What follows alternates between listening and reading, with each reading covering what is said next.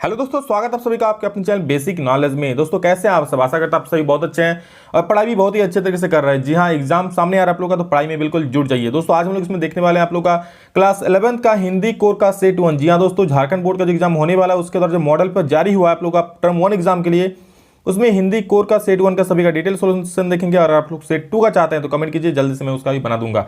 सभी दोस्तों को शेयर कीजिए ताकि ज़्यादा से ज़्यादा बच्चे इसका लाभ ले सकें। और देखिए इसी तरह का क्वेश्चन एग्जाम में पूछा जाएगा, इसलिए अच्छे से मॉडल को समझ लीजिए और पढ़ लीजिए, हर एक आंसर को देख लीजिए।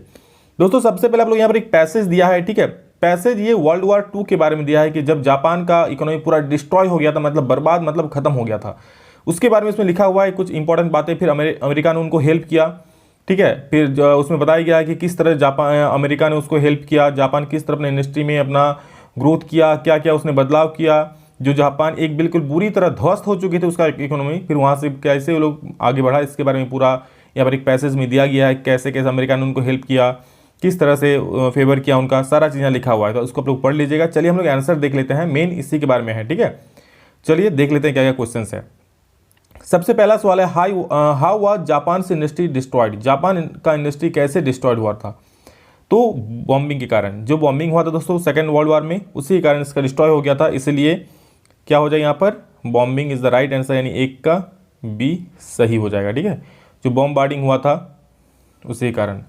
नेक्स्ट देख सकते हैं दूसरा सवाल क्या है, which country has given security to Japan. कौन सा कंट्री जो है, कौन सा देश जापान को बाद में सिक्योरिटी दिया, ठीक है, वर्ल्ड वॉर 2 के बाद। तो इसमें दोस्तों हो जाएगा यूएसए, यानी कि अमेरिका ने दोस्तों उनको सिक्योरिटी दिया था, ठीक है। आप लोग पैसेज पढ़ेंगे तो जान जाएंगे कि अमेरिका ने उनको हेल्प किया था, जैसे अभी मैंने बताया आप लोग को।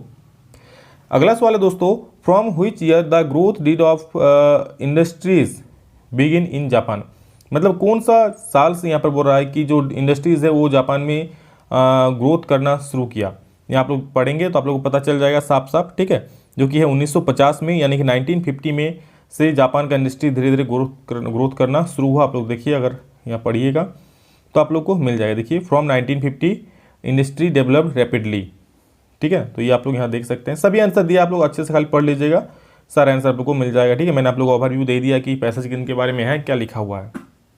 नेक्स्ट क्वेश्चन है 4 number, broken into pieces means, मतलब इसका मतलब क्या होता है। ब्रोकन इनटू पीसेस मतलब क्या, टुकड़ों टुकड़ों में, टुकड़ा हाँ, क्या कोई पीस है उसका टुकड़ा टुकड़ा।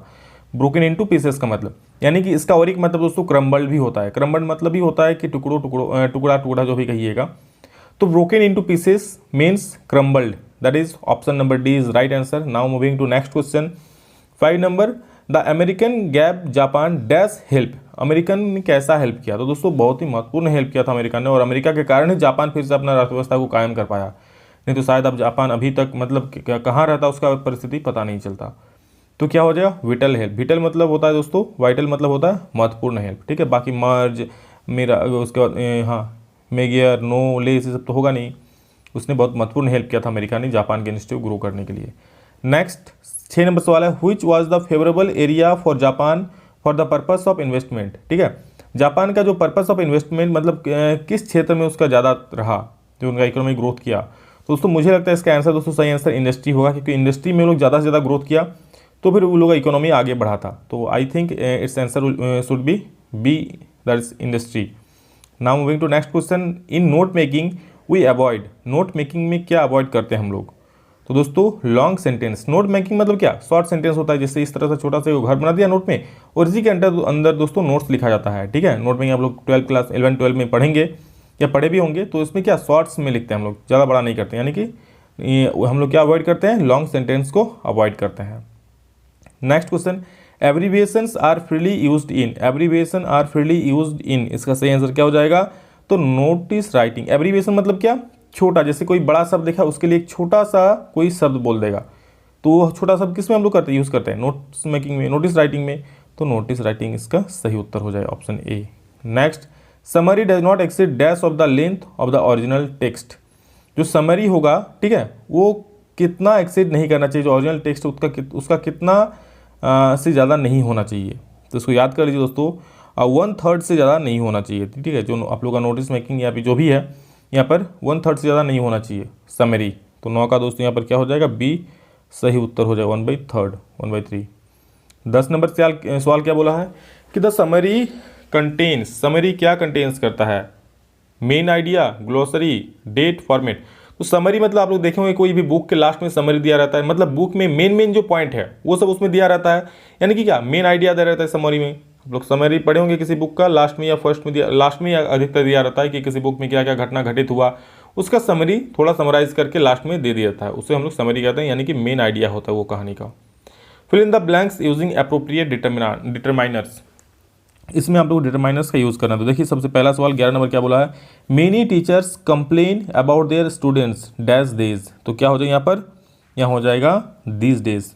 देखिए सही पे क्या बढ़ रहा है कि many teachers complain about their students this days. देखिए दैट तो होगा नहीं, दैट डेज तो होगा नहीं, दोज भी नहीं होगा, दिस भी नहीं होगा, यानी कि दिस डेज सही हो जाएगा। इन दोनों क्या बहुत सारे बच्चे टीचर्स जो है अपने स्टूडेंट्स का कंप्लेन कर रहे हैं, करते हैं। Next choose the correct option. चलिए देखते हैं क्या है। The passive voice of Rani writes a letter. इसका पैसिव वॉइस क्या हो जाएगा, रानी राइट्स ए लेटर। तो हो जाएगा कि इसका क्या हो जाएगा, ए लेटर, हाँ a letter is written by Rani. क्या हो जाएगा, a letter is written by Rani, यानी कि 12 का ए जो है दोस्तों बिल्कुल सही उत्तर यहाँ पर हो जाएगा। Next, now moving to next question 13 number. The active voice of a book is being read by me. देखिए आप बिंग लग गया मतलब क्या आईएनजी होगा टेंस में, ठीक है। तो क्या होगा इसका सही उत्तर, I am reading a book. I am reading a book अगर आप लोग बदलिएगा पैसिव वॉइस में तो क्या हो जाएगा, a book is being read by me, ठीक है। तो 13 का दोस्तों ये I am reading a book हो जाएगा, 13 का ए सही हो जाएगा। 14 नंबर देखिए क्या बोला है, mister Jamuna Prasad dash walking stick when he steps out. तो इसका सही उत्तर क्या हो जाएगा, mister Jamuna Prasad carrying a walking stick. मतलब क्या, जब वो व्हेन ही स्टेप्स आउट, जब वो चलता है तो क्या करता है, वो अपना ही कैरिंग स्टिक जो लकड़ी पकड़ कर जो चलता है वो लेके चलती है, ठीक है, यानी कि carrying a walking stick. B number सही हो जाएगा। 15 number, Ravi is not at home he dash out playing football.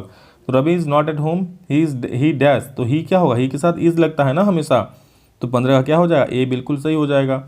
He is out playing football, तो ही के साथ हमेशा ईजी लगता है। Can you help me, I dash have money. बोले कैन यू हेल्प मी, क्या आप मेरी मदद कर सकते हो, I have dash money, I dash have money, क्या I do not have money हो जाएगा ना, आई के साथ डू लगेगा, डज तो लगेगा नहीं, मेरे पास पैसा नहीं है, आई डू नॉट हैव मनी। तो यहाँ पर 16 का क्या हो जाएगा, 16 का ए सही हो जाएगा। नेक्स्ट क्वेश्चन क्या बोला है, चूज द करेक्ट ऑप्शन। अब देखिए क्या है इसमें, an potato is an vegetable not a fruit. यहाँ बोल रहा है एन पोटैटो, तो सबसे पहले यहाँ पर गलती कर दिया है, एन पोटैटो लगा दिया है भैया, पी के साथ कभी एन नहीं लगता है, एन किसका लगता है, सिर्फ वॉवेल्स का गया, यानी कि ए ई आई ओ यू का गया। तो क्या बोल रहा है, ए पोटैटो इज ए वेजिटेबल, यहाँ देखिए फिर से एन लगा दिया है, यहाँ पर भी एन नहीं होगा, तो ए potato is a vegetable not a fruit. यहाँ पर ए हो जाएगा, दोनों जगह पर लगा, यानी कि बी नंबर सही हो जाएगा, क्योंकि एन लगा दिया, एन तो सिर्फ वॉवेल्स का लगता है ना। आगे देखिए 18 नंबर क्या बोला है, the black cow were sing chase by the white horse. The black cow were being chase by the white horse. यहाँ क्या बोला था क्वेश्चन में, चूज द करेक्ट ऑप्शन। तो यहाँ देखिए क्या क्या है, was being chasing, was being chases, was being chased and was be chase. तो 18 का दोस्तों सही उत्तर हो जाए यहाँ पर वाज बिंग चेज, ठीक है। The black cow was being chased by the white horse, okay, यानी कि सी नंबर बिल्कुल सटीक जवाब इसका हो जाएगा, ऑप्शन नंबर सी। चलिए आगे बढ़ते हैं, देखते हैं क्या नंबर 19 नंबर में क्या बोला है, I was given a prize by the head. I was given a prize by the head, तो been given in no correction. तो सही 19 का दोस्तों सही, कोई करेक्शन नहीं होगा, यहाँ से बिल्कुल सही है, I was given a prize by the head. तो दोस्तों 20 नंबर सवाल देखिए क्या बोला है कि Sita will come when she finished work. तो इसका सही उत्तर दोस्तों क्या हो जाएगा, यहाँ देखिए 4 ऑप्शन है, व्हेन फिनिश, तो इसका सही उत्तर दोस्तों आप लोग का हो जाएगा Sita will come when she finished work. तो Sita will come when she finish work हो जाएगा, ठीक है, जब उसने काम खत्म कर, तो Sita will come when she finish work, यहाँ पर ऑप्शन नंबर ए बिल्कुल सही हो जाएगा। 20 का ए हो गया। चलिए आगे देखते हैं 21 नंबर क्या बोला है, rearrange the part of the sentence in character. बिल्कुल आसान है दोस्तों, आप लोग को मज़ा भी आएगा। देखिए क्या बोला है, अच्छा बिल्कुल आसान ही है। Lemon is A for any one useful tonic with cardiac problem.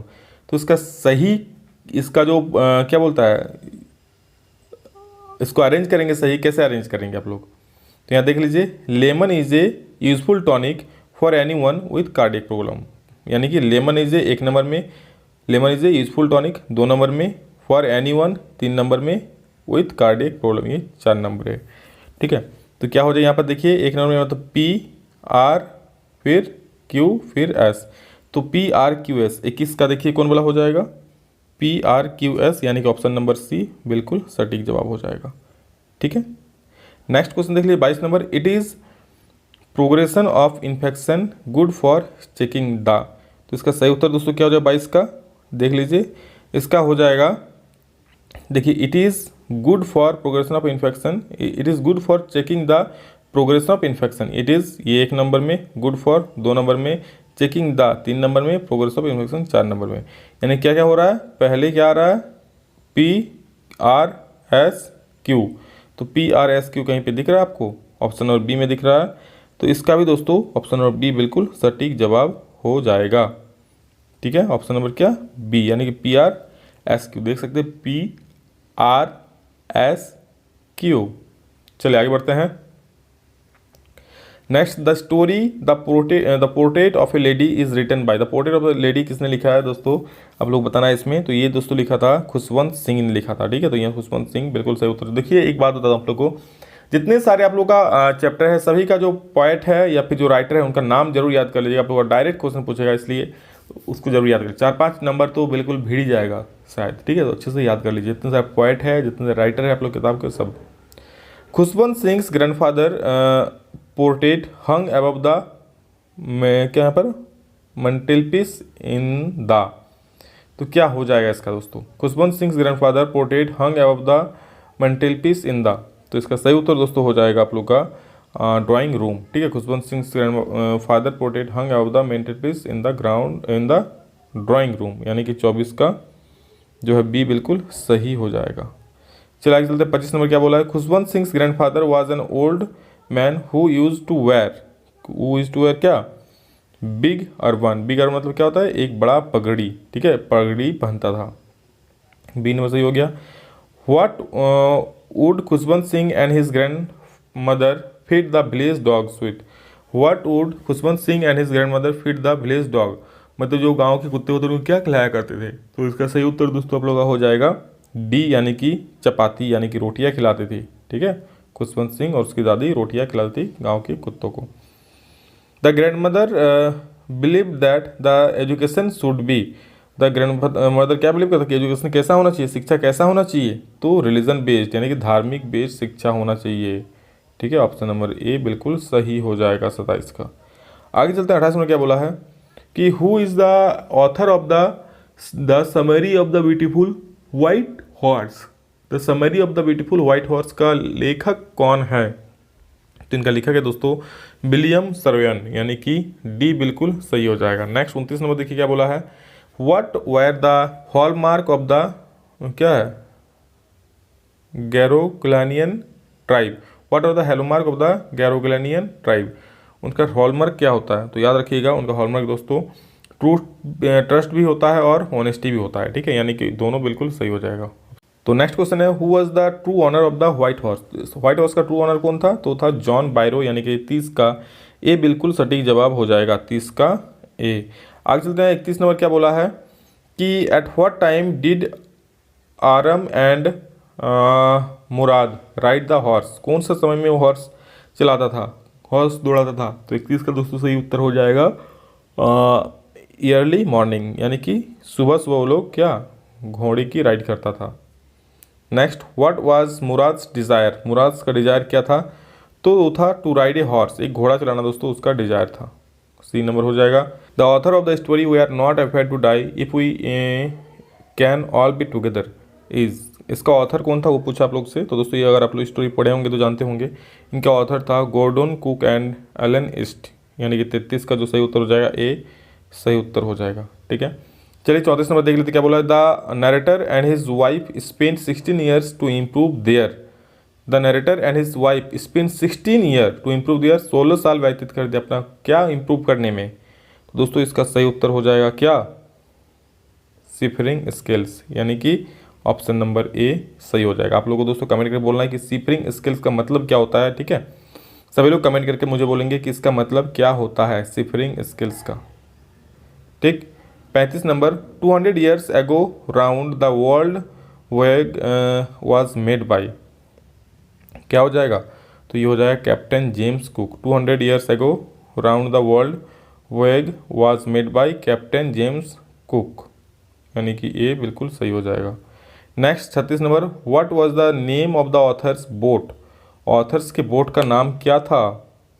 तो इसका नाम था दोस्तों वेव वॉकर, ठीक है, यानी कि सी बिल्कुल सही हो जाएगा, वेव वॉकर। 37 नंबर देख लीजिए, यह बोला है the length of the wave walker was, उनका लेंथ कितना था वेव वॉकर का? तो इसका हो जाएगा 23 मीटर, यानी कि 37 का ए बिल्कुल सटीक हो जाएगा। चलिए आगे बढ़ते हैं, 38 में देख लेते हैं, who is the poet of the poem the voice of the rain, the voice of the rain का पोएट कौन था?